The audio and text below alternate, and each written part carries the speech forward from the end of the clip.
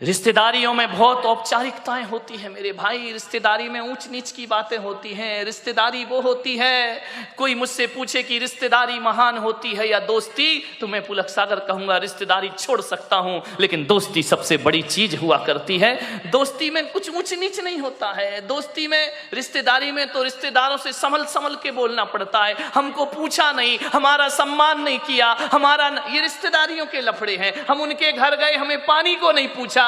दोस्त ऐसा कभी नहीं कहता है मेरे भाई। दोस्त के मन में ये बातें कभी नहीं आती हैं। रिश्तेदार में बहुत सी रिश्तेदारी निभाना पड़ती है, दोस्ती निभाना नहीं पड़ती। दोस्ती तो जीना पड़ती है, आनंद के साथ दोस्ती जी जाती है मेरे भाई। रिश्तेदार शिकायत से भरे होते हैं।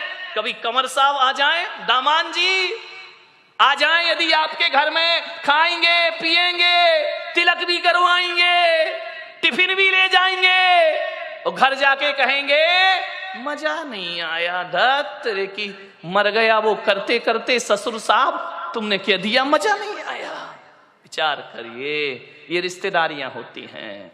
और दोस्ती तो वो होती है, यदि दोस्ती का आनंद लेना है तो नारायण कृष्ण सुदामा के चिवड़े का आनंद लिया करते हैं, जो 56 भोगों में आनंद नहीं आया करता है। दोस्ती बड़ी आनंद प्रदायक होती है।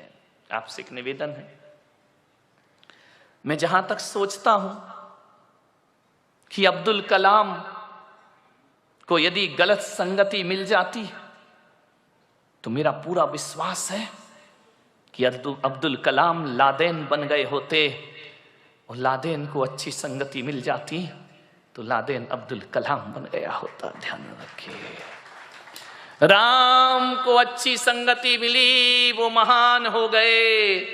यदि रावण को अच्छी संगति मिलती तो रावण भी राम बन के खड़ा होता, और राम को गलत संगति मिलती तो राम रावण बन गए होते। मेरे भाई, आपसे मैं यही निवेदन करना चाहता हूं। आज यदि मैं इस ओहदे पर आके पहुंचा हूं तो इसमें मेरे जीवन में सबसे ज्यादा हाथ किसी का है तो दोस्तों का हाथ मेरे जीवन में है। मान्यवर सोचिए, अच्छी संगति करो।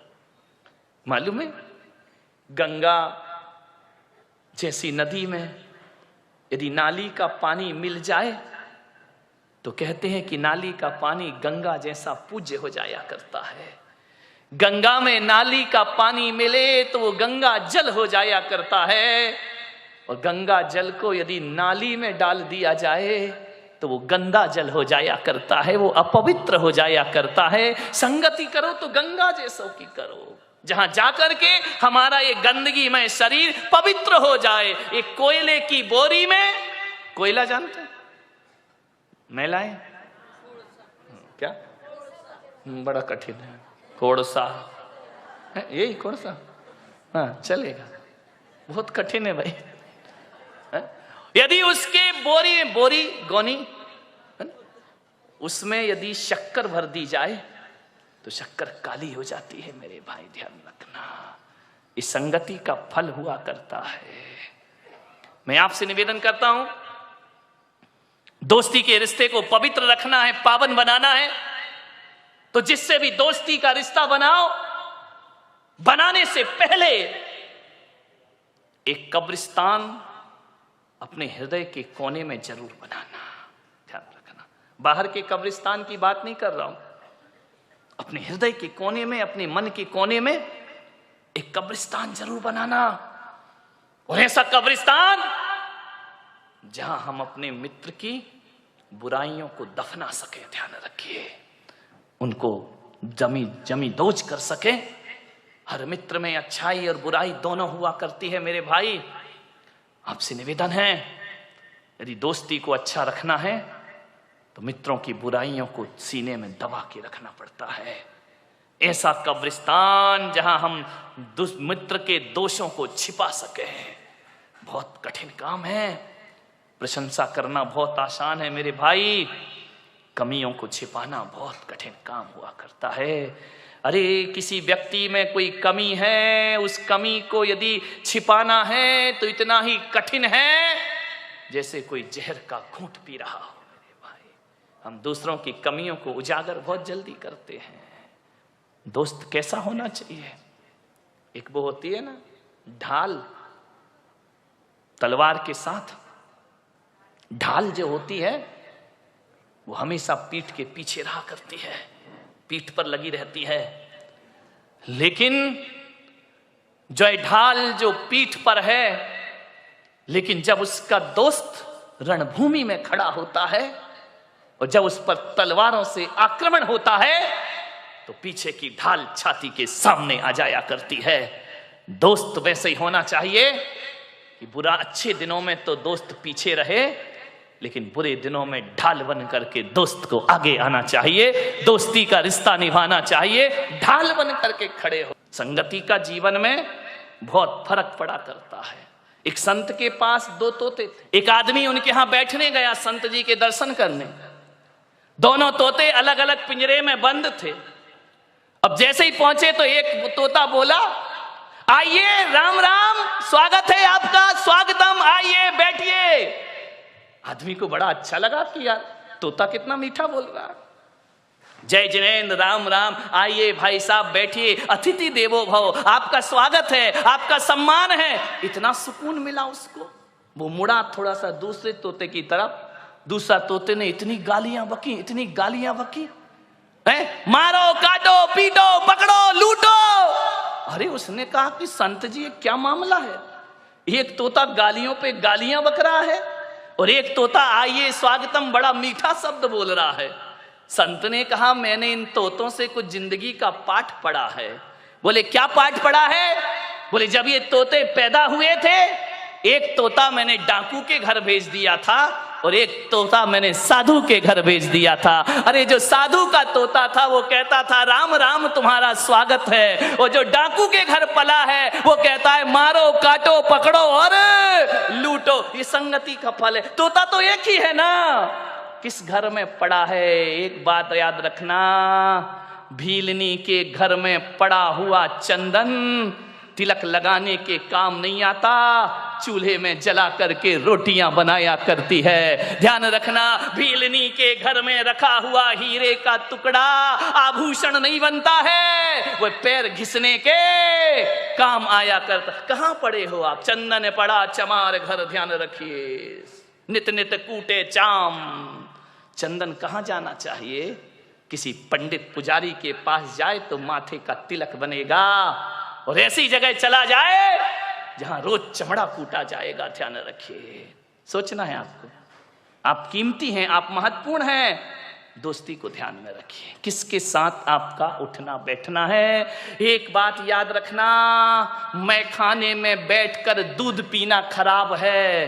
ध्यान रखिए, मैं खाने में बैठकर दूध भी पियोगे तो शराबी का दर्जा मिलेगा तुम्हें, इतना स्मरण रखना। और संत के दरबार में पानी भी पियोगे तो पानी नहीं, अमृत और आशीर्वाद का नाम उसे दिया जाता है, अमृत पान हुआ करता है। चीज तो वही है, चीज में क्या फर्क पड़ता है? संगति किसकी कर रहे हो? अच्छे लोगों की संगति करो, ऊंचे लोगों की संगति करो। ऊंचे लोग, ऊंची पसंद। कौन बोला? माणिक चंद। ध्यान रखिए, मान संगति कैसे करना है, ऊंचे विचार। मैं जब स्कूल में पढ़ता था, पढ़ाई में बहुत वीक था, बहुत कमजोर। हकीकत बताऊं, धक्के लग लग के पास होता था, पढ़ाई में मन ही नहीं लगता था। दुनिया भर की शैतानी में मन लगता था, पढ़ने लिखने में कोई दिमाग नहीं, बस इसी में खुश थे। कभी देखने ही नहीं कितने परसेंट, और हमारे समय तो परसेंटेज का लफड़ा ही नहीं था। इस क्लास से उस क्लास में चले गए, पास हो गए, ना माँ बाप को कुछ पड़ी है ना हमें कुछ पड़ी है। जाकर के देखा, बोले क्या रिजल्ट पास, नाचते गाते आ गए। जानते ही नहीं थे 90% क्या होते हैं। आजकल के बच्चे को तो 98% आ जाए तो डिप्रेशन में चला जाता है, 2% कम क्यों हुए। हम लोग तो कोई लफड़ा ही नहीं था, आ गए, पास हो गए, निकल गए, बैठ गए अगली क्लास में, कोई परसेंटेज की बात नहीं थी। कई बार तो 5 नंबर का ग्रेस भी लग के अगली क्लास में बिठा दिया जाता था। मान्यवर सोचिए, बड़ी पढ़ाई बड़ी मजेदार थी। फेल भी हो गए तो कोई टेंशन नहीं। एक लड़का फेल हो गया था हमारी क्लास में बचपन में। अब वो फेल तो हो गया बेचारा, बड़ा रो रहा। मैंने कहा काहे को रोता है यार, हो गया, फेल हो गया। स्कूल अगर आए तो पढ़ना ही पड़ेगा, पढ़ाई गर जहर है तो पीना ही पड़ेगा। उस समय मैंने एक कविता लिखी थी, गिर गिर के पढ़ाई में संभलते ही रहेंगे। ये मेरी बचपन की कविता।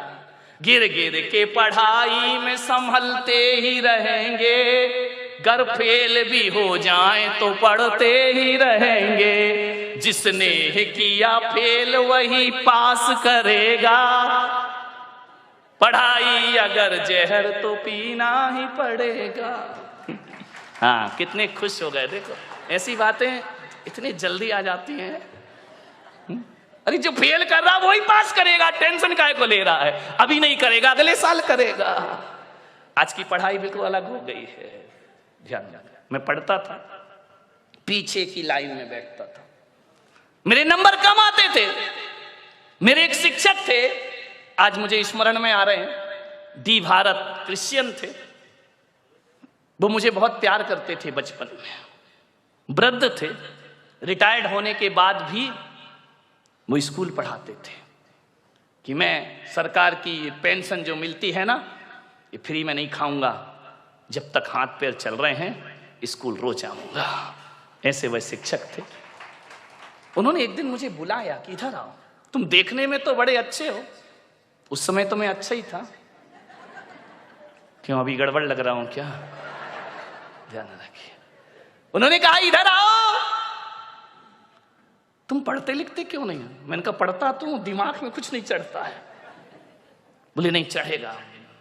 मालूम है, मेरी संगति खराब थी, गलत लोगों के साथ पीछे की सीट पे बैठता था, मस्ती करना, टीचर पढ़ा रहा है एक दूसरे की छेड़छाड़ करना, टीचरों के नाम रखना उल्टे सीधे। अब स्कूलों में तो यही होता है, और क्या करोगे? उनको चिढ़ाना, उनकी नकल करना, वो चले गए तो ब्लैक बोर्ड में उनका चित्र बनाना, चित्र बना रहे सर का, बन गया बंदर का। बड़ी आफत होती थी। उन्होंने कहा इधर आओ, देखने में बड़े अच्छे हो लेकिन काम तुम्हारी बहुत गड़बड़ है, पढ़ाई में आगे बढ़ो। मैंने कहा मैं नहीं लगता मन। स्कूल क्यों आते हो? माँ बाप भेजते हैं, आना तो मैं बिल्कुल नहीं चाहता हूं, लेकिन अब भेजते हैं तो भेजते, मैं करूं क्या? उन्होंने कहा इधर आओ, तुम्हारा पढ़ने में मन लगेगा। मैं 8th क्लास तक बहुत घटिया नंबर से पास होता था, बड़ी मुश्किल से। उन्होंने मुझे कहा आज से मेरा आदेश है, तुम पीछे की सीट में नहीं आगे की सीट में आकर के बैठोगे। पीछे की सीट पे वही बैठता है जो पढ़ाई से जी चुराता है, जो क्लास में मस्ती करना जानता है। ये आगे की सीट में जितने लड़के बैठे सब इंटेलिजेंट बच्चे हैं। और बेटा मैं कहता हूं आज से होशियार बच्चों के साथ रहो, तुम्हारा सोच बदलेगा, तुम्हारा चिंतन बदलेगा।